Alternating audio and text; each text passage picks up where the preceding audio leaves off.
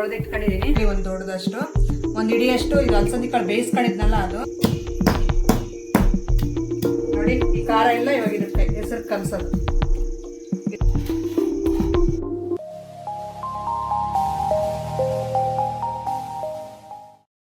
Hello ಎಲ್ರಿಗೂ, ಎಲ್ಲರೂ ಹೇಗಿದ್ದೀರಾ? ಇವತ್ತು 5 ಗಂಟೆಗೆ ಎದ್ದೆ. 5 ಗಂಟೆಯಿಂದ ವ್ಲಾಗ್ನ ಶುರು ಮಾಡಿದ್ದೀನಿ. ಯಾರೆಲ್ಲ ಹೊಸದಾಗಿ ನನ್ನ ಚಾನಲ್ನ ನೋಡ್ತಾ ಇದ್ದೀರಾ ಪ್ಲೀಸ್ ಸಬ್ಸ್ಕ್ರೈಬ್ ಮಾಡ್ಕೊಳ್ಳಿ. ವಿಡಿಯೋ ಇಷ್ಟ ಆದರೆ ಒಂದು ಲೈಕ್ ಮಾಡಿ, ವಿಡಿಯೋನ ಸ್ಕಿಪ್ ಮಾಡದೆ ಕೊನೆವರೆಗೂ ನೋಡಿ.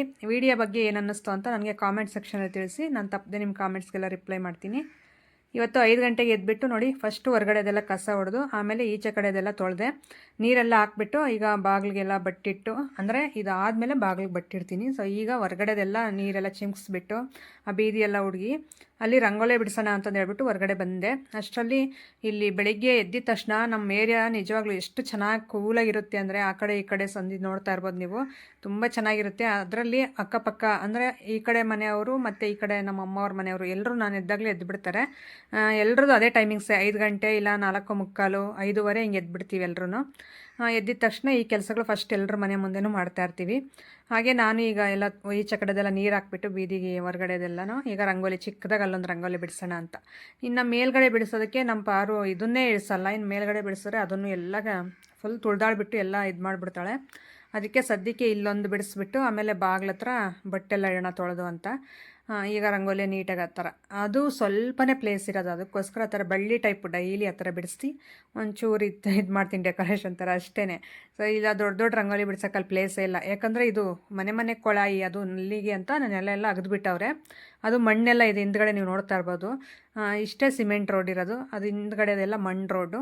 ಹಾಗಾಗಿ ಅದು ನಿನ್ನ ರೋಡ್ ಹಾಕೋವರೆಗೂ ಅದೇ ಥರನೇ ಇರುತ್ತೆ ನನ್ನ ರಂಗೋಲಿ ಸ್ಟೈಲು. ಇಲ್ಲ ಅಂದರೆ ನಾನು ಚುಕ್ಕಿಯೆಲ್ಲ ಇಟ್ಟು ರಂಗೋಲಿ ಬಿಡಿಸ್ತೀನಿ, ಸ್ವಲ್ಪ ಸಿಂಪಲ್ಲಾಗೆ ತುಂಬ ಚೆನ್ನಾಗಿ ಬಿಡಿಸ್ತಾ ಇದ್ದೆ. ಇದ್ದಿದ್ರೆ ಪ್ಲೇಸ್ ಇಲ್ಲ, ಅದಕ್ಕೋಸ್ಕರ ಈ ಥರ ಡೈಲಿ ಇದೇ ಥರ ರಂಗೋಲಿ ಬಿಡಿಸ್ತಾ ಇದ್ದೀನಿ. ನೀವು ನೋಡ್ತಾ ಇರ್ಬೋದು. ರಂಗೋಲಿ ಎಲ್ಲ ಬಿಡಿಸ್ಬಿಟ್ಟು ಈಗ ಅದನ್ನು ಎತ್ತಿಟ್ಟು ಮತ್ತು ಮುಂದಿನ ಕೆಲಸ ಅಂದರೆ ಬಾಗಿಲೆಲ್ಲ ಬಳದ್ಬಿಟ್ಟು ಬಟ್ಟಿಡೋಣ ಅಂತ. ಈಗ ನೀರು ತಗೊಳ್ಳೋಣ ಜಗ್ಗಲ್ಲಿ ಅಂತ ಬರ್ತಾಯಿದ್ದೀನಿ. ಆಗಲೇ ಎತ್ತಿಟ್ಟಿದ್ದೆ ನೀರು, ಬಾಗಿಲೆಲ್ಲ ಒರೆಸಿ ಬಟ್ಟಿಡೋಣ ಅಂತ. ಇವತ್ತು ತೊಳಿತಾ ಇಲ್ಲ, ಶುಕ್ರವಾರದ ದಿನ ತೊಳೆಯೋಣ ಅಂತಂದು ಹೇಳ್ಬಿಟ್ಟು, ಅಂದರೆ ಡೇ ಬೈ ಡೇ ತೊಳಿತಾ ಇರ್ತೀನಿ. ಇವತ್ತು ಗುರುವಾರ ಆಗಿರೋದ್ರಿಂದ ಶುಕ್ರವಾರ ದಿನ ತೊಳೆಯೋಣ ಅಂತ. ಅಂದರೆ ಇದು ಗುರುವಾರದ ದಿನದ ವ್ಲಾಗು, ಅದಕ್ಕೋಸ್ಕರ ನಾನು ಗುರುವಾರ ಅಂತಂದು ಹೇಳ್ತಾ ಇದ್ದೀನಿ. ಅದನ್ನೆಲ್ಲ ತೊಳೆದು ಬಟ್ಟಿಟ್ಟು ಮತ್ತೆ ನೀರು ಬಿಟ್ಟರು. ಅಷ್ಟರಲ್ಲಿ ನೀರು ಇವತ್ತು ಸ್ವಲ್ಪ ಲೇಟ್ ಆಯಿತು ನೀರು ಬಿಡೋದು. ಅದಕ್ಕೆ ತೊಟ್ಟಿ ಎಲ್ಲ ತುಂಬಲಿ ಫಸ್ಟ್ ಅಂತ ತೊಟ್ಟಿಗೆ ಹಾಕಿದ್ದೆ ಪೈಪು. ಅದಾದಮೇಲೆ ಈಗ ಅಡುಗೆ ಮಾಡೋದಕ್ಕೆಲ್ಲ ಬಳಸ್ಕೊಳ್ಳೋದಕ್ಕೆ ಒಂದು ಕೊಡೋದಷ್ಟು ಇಟ್ಕೊತೀನಿ ಡೈಲಿ ನಾನು. ಅದಕ್ಕೆ ಒಂದು ಕೊಡೋದಷ್ಟು ಇಟ್ಕೊತಾ ಇದ್ದೀನಿ. ಇದನ್ನ ಇಟ್ಕೊಂಡು ಮತ್ತೆ ಇವತ್ತಿನ ವೀಡಿಯೋದಲ್ಲಿ ನಮ್ಮ ಕಡೆ ಅಲಸಂದಿ ಕಾಳು ಸಪ್ಪೆಸರು ಅಂತಂದು ಹೇಳ್ತೀವಿ ನಾವು. ತುಂಬ ಚೆನ್ನಾಗಿರುತ್ತೆ. ಅದು ಬೇರೆ ಬೇರೆ ಕಡೆ ಬೇರೆ ಬೇರೆ ರೀತಿ ಹೆಸರಿರುತ್ತೆ. ಅದನ್ನು ಉಪ್ಸಾರು ಅಂತಾರೆ, ಇನ್ನೂ ಬೇರೆ ಬೇರೆ ಕಡೆ ಯಾವ ಥರ ಅಂತಾರೆ ಗೊತ್ತಿಲ್ಲ ನನಗೆ. ಇದು ಉಪ್ಸಾರು ಅನ್ನೋದೊಂದು ಗೊತ್ತು, ಅದನ್ನು ನಾವು ಸಪ್ಪೆಸರು ಅಂತೀವಿ ನಮ್ಮ ಕಡೆ. ತೋರಿಸ್ತೀನಿ ನಾವು ಯಾವ ರೀತಿ ಮಾಡ್ತೀವಿ ಅಂತಂದು ಹೇಳ್ಬಿಟ್ಟು ಸಾಂಬಾರು. ಇವತ್ತಿನ ಅಡುಗೆ ಅದು ಅಲಸಂದಿ ಕಾಳು ಸಪ್ಪೆಸರು ಮತ್ತು ರಾಗಿ ಮುದ್ದೆ, ಇವೆರಡು ಕಾಂಬಿನೇಷನ್ ತುಂಬ ಚೆನ್ನಾಗಿರುತ್ತೆ. ಸ್ಕಿಪ್ ಮಾಡದೆ ನೋಡ್ತಾ ಇರಿ. ನಮ್ಮ ಸೈಡ್ ಅಡುಗೆಗಳು ಸ್ವಲ್ಪ ಜನ ಟ್ರೈ ಮಾಡ್ತಾ ಇದ್ದೀರಾ, ಸೊ ತುಂಬ ಖುಷಿ ಅನಿಸುತ್ತೆ. ನಾವು ಈ ರೀತಿ ಟ್ರೈ ಮಾಡಿದ್ವಿ, ತುಂಬ ಚೆನ್ನಾಗಿದೆ. ಅದೇ ಬೆಂಡೆಕಾಯಿ ಮಸಾಲ ಕರ್ರಿ ಹೇಳಿದ್ನಲ್ಲ, ಅದು ಟ್ರೈ ಮಾಡಿ ಸಿಸ್ಟರ್ ಒಬ್ಬರು ನನಗೆ ಕಾಮೆಂಟ್ ಮಾಡಿ ತಿಳಿಸಿದ್ರು, ತುಂಬ ಚೆನ್ನಾಗಿತ್ತು ಸಿಸ್ಟರ್, ನಾವು ಟ್ರೈ ಮಾಡಿದ್ವಿ. ಇದೇ ರೀತಿ ನಿಮ್ಮ ಕಡೆ ಮಾಡುವಂಥ ರೆಸಿಪಿಗಳೆಲ್ಲ ಶೇರ್ ಮಾಡ್ಕೊಳ್ಳಿ ಅಂತಂದು ಹೇಳ್ಬಿಟ್ಟು ಹೇಳಿದ್ರು ಒಬ್ಬರು ಸಿಸ್ಟರು. ಅದಕ್ಕೋಸ್ಕರ ನಾನು ಇವತ್ತಿನ ವಿಡಿಯೋದಲ್ಲಿ ಅಲಸಂದಿ ಕಾಳು ಸಪ್ಪೆಸರು ರಾಗಿ ಮುದ್ದೆ ಒಂದು ಸಲ ಟ್ರೈ ಮಾಡಿ ಟೇಸ್ಟ್ ಯಾವ ರೀತಿ ಬರುತ್ತೆ ಅಂತಂದು ಹೇಳಿ. ತುಂಬ ಚೆನ್ನಾಗಿರುತ್ತೆ. ಏನು ಮಸಾಲೆಗಳು ಏನು ಬಳಸ್ತೇನೆ, ನ್ಯಾಚುರಲ್ಲಾಗಿ ನಾವು ಮುದ್ದೆ ಸಾಂಬಾರು ಈ ರೀತಿ ಊಟ ಮಾಡಿದ್ರೆ ತುಂಬ ಚೆನ್ನಾಗಿರುತ್ತೆ ಹೆಲ್ತ್ ಅಂತ ಹೇಳ್ಬಿಟ್ಟು ಹೇಳ್ತಾ ಇದ್ದೀನಿ. ಅದಕ್ಕೋಸ್ಕರ ಇವತ್ತು ಒಂದು ಒಳ್ಳೆ ರೆಸಿಪಿನ ತೋರಿಸ್ತಾ ಇದ್ದೀನಿ. ನೋಡಿ, ನಮ್ಮ ಹಳ್ಳಿ ಸೈಡ್ ಎಲ್ಲರೂ ಇದೇ ಥರನೇ ಮಾಡೋದು ನಮ್ಮೂರ ಕಡೆ ಅವರು, ಅದಕ್ಕೋಸ್ಕರ ಶೇರ್ ಮಾಡ್ಕೊತಾ ಇದ್ದೀನಿ. ಹಾಗೆ ನೀರೆಲ್ಲ ಇಟ್ಕೊಂಡು ಈಗ ಒಳಗಡೆ ಬಂದು ಮತ್ತೆ ಅವು ಚಾಪೆ ಎಲ್ಲ ಮಲಗಿದ್ವಲ್ಲ, ಸೊ ಅವನ್ನೆಲ್ಲ ಎತ್ತಾಕ್ತಾಯಿದ್ದೀನಿ. ಅರವಿಂದು ಸ್ವಲ್ಪ ಲೇಟಾಗಿ ಎದ್ದೇಳ್ತಾನೆ, ಅದಕ್ಕೋಸ್ಕರ ಅವನ್ನ ಎಬ್ಬಿಸ್ಬಿಟ್ಟು ಈಗ ನೀಟಾಗೆಲ್ಲ ಎತ್ತಿಟ್ಟು ಈಗ ಅಡುಗೆ ಮನೆ ಕಡೆ ಹೋಗ್ತಾ ಇದ್ದೀನಿ. ಇವತ್ತು ಅಲಸಂದಿ ಕಾಳು ಸಪ್ಪೆಸರು ಮಾಡೋಣ ಅಂತ. ನಮ್ಮ ಕಡೆ ಅಲಸಂದಿ ಕಾಳು ಸಪ್ಪೆಸರು ಅಂದ್ರೆ ತುಂಬ ಚೆನ್ನಾಗಿರುತ್ತೆ. ಅದನ್ನು ಉಪ್ಸಾರು ಅಂತಾರೆ, ಬೇರೆ ಬೇರೆ ಕಡೆ ಬೇರೆ ಬೇರೆ ರೀತಿ ಹೆಸರಿರುತ್ತೆ. ನೋಡಿ, ಇದು ನಮ್ಮಮ್ಮ ತಂದು ಕೊಟ್ಟಿರೋದು ಹಸಿ ಅಲಸಂದಿ ಕಾಳು, ಗಿಡದಲ್ಲಿ ಬಿಟ್ಟಿರೋಂಥದ್ದು ಕಿತ್ಕೊಂಡು ತಂದಿರೋದು. ಇದು ಒಣಗಿರೋದಲ್ಲ, ಹಸಿದು. ಸೊ ಇದರಿಂದ ಈಗ ನಾನು ಸಪ್ಪೆಸರು ಹೆಂಗೆ ಮಾಡ್ತೀನಿ ಅಂತ ತೋರಿಸ್ತೀನಿ.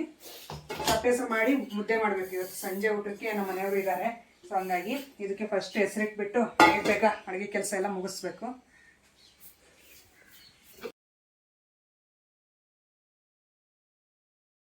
ಫಸ್ಟ್ ಅಲಸಂದಿ ಕಾಳು ಬೇಯಿಸ್ಕೊಳ್ಳೋಕ್ಕೆ ನೀರು ಇಡ್ತಾ ಇದ್ದೀನಿ. ಇವೆಲ್ಲ ಬಿಸಿ ಆಗೋಷ್ಟರಲ್ಲಿ ಅಂದರೆ ಚೆನ್ನಾಗಿ ಕಾಯಬೇಕು. ಇದು ಕಾದ್ಮೇಲೆ ಅಲಸಂದಿ ಕಾಳು ಹಾಕ್ಬೇಕು. ಇದಕ್ಕೆ ತೋರಿಸ್ತೀನಿ ಯಾವ ರೀತಿ ಮಾಡ್ತೀನಿ ಅಂತ. ಫಸ್ಟ್ ಇದು ಕಾಯಿಲಿ, ಅಷ್ಟರಲ್ಲಿ ಅರವಿಂದನ್ನ ಕೊತ್ತಂಬರಿ ಸೊಪ್ಪು ಥರ ಕಳಿಸ್ತೀನಿ ಬೇಗ.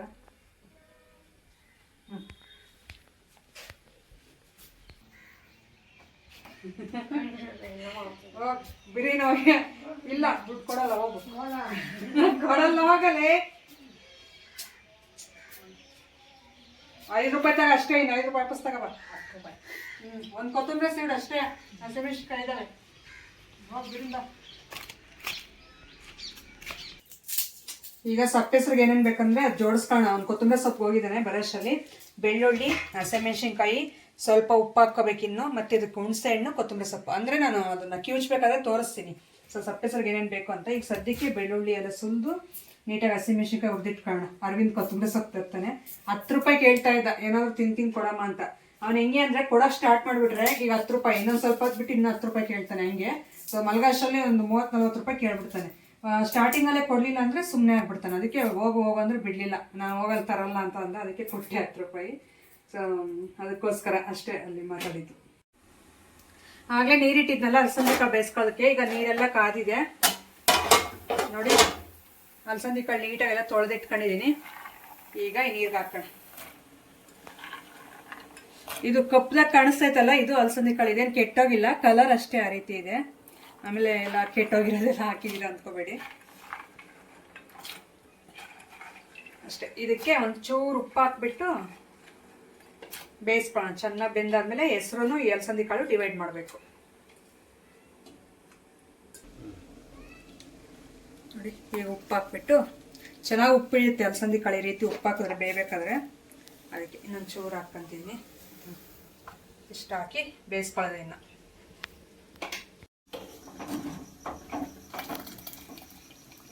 ನೋಡಿ ಬೆಂದಿದೆ ಆಗಲೇ ನೋಡಿ, ನೋಡ್ತಾ ಇರ್ಬೋದು ನೀವು. ಇದು ಹಸಿ ಕಾಳಲ್ಲ, ಅದಕ್ಕೆ ಬೇಗ ಬೇಯುತ್ತೆ.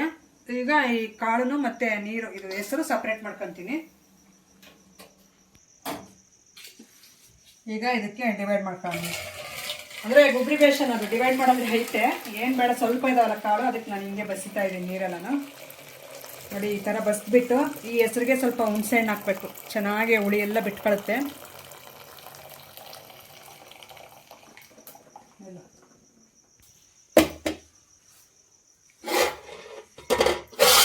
ನೋಡಿ ಕಾಳು ಅಷ್ಟಿದೆ ಬೆಂದಿರೋದು. ಇದಕ್ಕೆ ಒಗ್ಗರಣೆ ಮಾಡ್ಕೋಬೇಕು. ಈಗ ಅಷ್ಟರಲ್ಲಿ ನಮ್ಮ ಖಾರಕ್ಕೆ ಅಂದರೆ ಸಪ್ಪೆಸರಿಗೆ ಬೇಕಾಗಿರೋದು ಮೆಣಸಿನ್ಕಾಯಿನೂ ಜೀರಿಗೆ ಸ್ವಲ್ಪ ಹುರ್ಕೊಂತೀನಿ ನೋಡಿ. ಹಸಿಮೆಣಸಿನ್ಕಾಯಿ ಸ್ವಲ್ಪ ಜೀರಿಗೆ ಹುರ್ಕೋಬೇಕಷ್ಟೇ. ಹುರ್ಕೊಂಡು ಆಮೇಲೆ ಇದು ಕುಟ್ಟ ಕಲ್ಲಲ್ಲಿ ಕುಟ್ಟಬೇಕು ಖಾರನ. ತುಂಬ ಟೇಸ್ಟ್ ಇರುತ್ತೆ ತಿನ್ನೋದಕ್ಕೆ.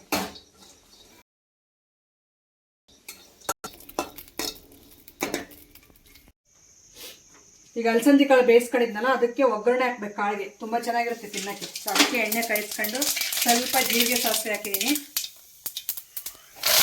ಕರ್ಬೇವಿನ ಸೊಪ್ಪು ಅದು ಫ್ರೈ ಆದಮೇಲೆ ಈರುಳ್ಳಿ ಹಸಿಮೆಣಸಿನ್ಕಾಯಿ ಎರಡು ಒಂದೇ ಸಲ ಹಾಕ್ತೀನಿ. ಒಂದೆರಡು ಹಸಿಮೆಣಸಿನ್ಕಾಯಿ ಖಾರಕ್ಕೆ ಅಂತ ಹಾಕಿದ್ದೆ. ಒಣಮೆಣಸಿನ್ಕಾಯಿ ಹಾಕಿದ್ರೆ ಇನ್ನೂ ಚೆನ್ನಾಗಿರುತ್ತೆ. ಹಸಿಮೆಣಸಿನ್ಕಾಯಿ ಹಾಕಿದೆ ಅಂದರೆ ನಮ್ಮ ರೋಜು ಹಸಿಮೆಣಸಿನ್ಕಾಯಿ ಹಾಕಿದ್ದು.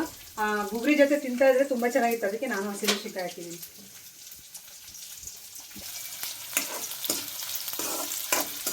ಇದೊಂದು ಸ್ವಲ್ಪ ಚೆನ್ನಾಗಿ ಫ್ರೈ ಆಗಲಿ. ಇದಾದಮೇಲೆ ಅದು ಗುಗ್ರಿಗೆ ಕಲಿಸ್ಬಿಟ್ಟು, ಅಲಸಂದಿಕಾಳನ್ನ ನಾವು ಗುಗ್ರಿ ಅಂತೀವಿ ನಮ್ಮ ಸೈಡು. ಅವಾಗ ಕಲಿಸ್ಬಿಟ್ಟು ಒಂದು ಸ್ವಲ್ಪ ಸಪ್ಪೆಸಗು ಹಾಕ್ಬಿಡೋಣ. ತುಂಬ ಚೆನ್ನಾಗಿರುತ್ತೆ ಟೇಸ್ಟು.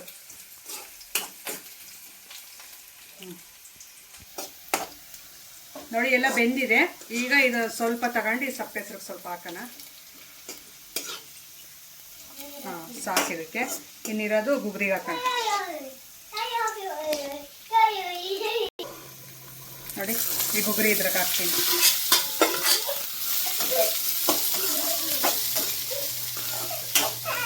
ಅಷ್ಟೇ, ಗುಗ್ರಿಗೆ ಒಗ್ಗರಣೆ ಕೊಟ್ಟಾಯಿತು. Super taste. ಮಕ್ಕಳಂತೂ ಕೇಳಿ ಕೇಳಿ ತಿಂತಾರೆ. ತುಂಬ ಚೆನ್ನಾಗಿರುತ್ತೆ. ಹಾಂ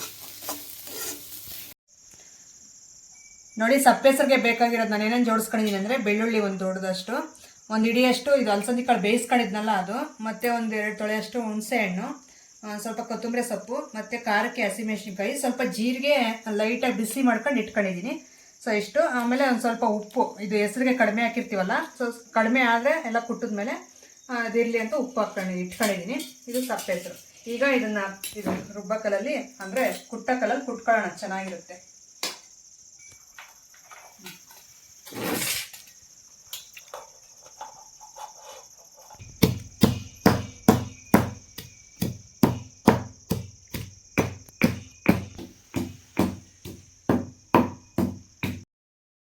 ನೋಡಿದ್ರಲ್ಲ ಫ್ರೆಂಡ್ಸ್, ಸಾಂಬಾರ್ಗೆ ಏನೇನೆಲ್ಲ ಹಾಕ್ತೀವಿ ನಾವು ಅಂತ ಹೇಳ್ಬಿಟ್ಟು. ಇದು ಕುಟ್ಟ ಕಲ್ಲಲ್ಲಿ ಕುಟ್ತಾ ಇದ್ರೇ ಆ ಫ್ಲೇವರ್ ಎಲ್ಲ ಗೊತ್ತಾಗ್ತಾ ಇರುತ್ತೆ ನಮಗೆ. ಯಾವಾಗ ಯಾವಾಗ ತಿನ್ನೋಣ ಅಂತ ಅನ್ನಿಸ್ತಾ ಇರುತ್ತೆ. ಅಷ್ಟು ಚೆನ್ನಾಗಿ ಒಂಥರ ಘಮ ಘಮ ಅಂತ ಸ್ಮೆಲ್ ಬರ್ತಾ ಇರುತ್ತೆ, ಭಾಳ ಚೆನ್ನಾಗಿರುತ್ತೆ. ಹಾಗೆ ಈಗ ನಾನು ಹಸಿಮೆಣ್ಸಿನ್ಕಾಯಿ ಅವನ್ನೆಲ್ಲ ಜಜ್ತಾ ಇದ್ದೀನಿ. ಸೊ ಇದಕ್ಕೆ ನಾನು ಹೇಳಿದ್ನಲ್ಲ, ಅಷ್ಟೇ ಪ್ರೋಸೆಸ್, ಇನ್ನೇನು ಇಲ್ಲ. ಐಟಮ್ಸ್ ತೊಗೊಳ್ಳೋ ಅಂಥದ್ದು ಅಷ್ಟು ತೊಗೊಂಡು ಈ ರೀತಿ ಕೈಯಲ್ಲೇ ಕಿವುಚ್ತಿದ್ರು ಮುಂಚೆ ಎಲ್ಲ. ಈಗ ನಾನಿದು ಕುಟ್ಟಕಲ್ಲಿ ತಗೊಂಡಿದ್ದೀನಿ, ಇದರಲ್ಲಿ ಕುಟ್ತಾ ಇದ್ದೀನಿ. ಸ್ವಲ್ಪ ಕೈ ಉರಿ ಬಂದುಬಿಡುತ್ತೆ, ಇದು ಕೈಯಲ್ಲಿ ಹಸಿಮೆಣ್ಸಿನ್ಕಾಯಿ ಕಿವುಚಕ್ಕೆ ಹೋದರೆ ಉರಿ ಬಂದುಬಿಡುತ್ತೆ. ಅದಕ್ಕೋಸ್ಕರ ನಾನು ಈ ರೀತಿ ಕುಟ್ಟಕಲ್ಲಲ್ಲಿ ಕುಟ್ತಾ ಇದ್ದೀನಿ. ಇದನ್ನೆಲ್ಲ ಕುಟ್ಬಿಟ್ಟು, ಸೊ ಇದಕ್ಕೆ ಒಗ್ಗರಣೆನೂ ಎಲ್ಲ ತೋರಿಸ್ದೆ ಆಗಲೇ, ಸ್ವಲ್ಪ ಒಗ್ಗರಣೆ ಕೊಟ್ಕೊಂಡಿದ್ದೀನಿ. ಹಾಗೆ ಅಲಸಂದಿ ಕಾಳು ಎಲ್ಲ ಕ್ಲಿಯರಾಗಿ ಇದನ್ನೆಲ್ಲ ಕುಟ್ಟಕಲ್ಲಲ್ಲೇ ಕುಟ್ತೀನಿ. ಕುಟ್ಬಿಟ್ಟು ಮತ್ತು ನಮಗೆ ಸಾಂಬಾರಿಗೆ ಸ್ವಲ್ಪ ಏನಾದರೂ ಉಪ್ಪು ಕಡಿಮೆ ಇದ್ದರೆ ಉಪ್ಪು ಹಾಕ್ಕೋಬೋದು. ಇಲ್ಲ ಸರಿಯಾಗಿದೆ, ನಾವು ಅಲಸಂದಿ ಕಾಳು ಬೇಯಿಸ್ಬೇಕಾದ್ರೆ ಹಾಕಿದ್ದೀವಿ ಅಂತ ಅಂದರೆ ಪರವಾಗಿಲ್ಲ, ಉಪ್ಪು ಹಾಕ್ಕೊಳ್ದೇ ಇದ್ರೂ ನಡೆಯುತ್ತೆ. ಹಾಗೆ ಎಲ್ಲ ನಾನು ಈ ರೀತಿ ಕುಟ್ಬಿಟ್ಟು ಮತ್ತು ಅದನ್ನು ನೀಟಾಗೆಲ್ಲ ಖಾರ ಎಲ್ಲ ತೆಗೆದುಬಿಟ್ಟು ಮತ್ತು ಇದು ಕೇಸರಿಗೆ ಸೇರಿಸ್ತಾ ಇದ್ದೀನಿ ನೋಡಿ. ಹಾಗೆ ಲೈವಲ್ಲಿ ಮಾತಾಡಿದ್ದೆ, ಆದರೆ ಬ್ಯಾಕ್ಗ್ರೌಂಡಲ್ಲಿ ಸಾಂಗ್ ಬರ್ತಾಯಿತ್ತು, ಅದಕ್ಕೆ ಮತ್ತೆ ಮ್ಯೂಟ್ ಮಾಡಿ ಮತ್ತೆ ಈಗ ವಾಯ್ಸ್ ಓವರ್ ಕೊಡ್ತಾಯಿದ್ದೀನಿ. ಸೊ ನೋಡಿ, ಆ ರೀತಿ ಒಂದು ಸ್ವಲ್ಪ ತರ್ತರಿಯಾಗಿ ಕುಟ್ಕೋಬೇಕು ಅಷ್ಟೇ, ಜಾಸ್ತಿ ನುಣ್ಣಗೆ ಕುಟ್ಟಬಾರ್ದು. ತರ್ತರಿಯಾಗಿ ಮೆಣಸಿನ್ಕಾಯಿ, ಈ ರೀತಿ ಬೆಳ್ಳುಳ್ಳಿ ಎಲ್ಲ ಒಂದೊಂದು ಪೀಸ್ ಥರ ಸಿಗ್ತಾ ಇರಬೇಕು ಮುದ್ದೆ ಜೊತೆಗೆ ಹಚ್ಕೊಂಡು ತಿನ್ನೋಕ್ಕೆ ತುಂಬ ಚೆನ್ನಾಗಿರುತ್ತೆ ನೋಡಿ. ಸಾಂಬಾರು ಈ ರೀತಿ ಅಂದರೆ ಅಲಸಂದಿ ಕಾಳು ಸಪ್ಪೆಸರು ರೆಡಿ ಆಯಿತು.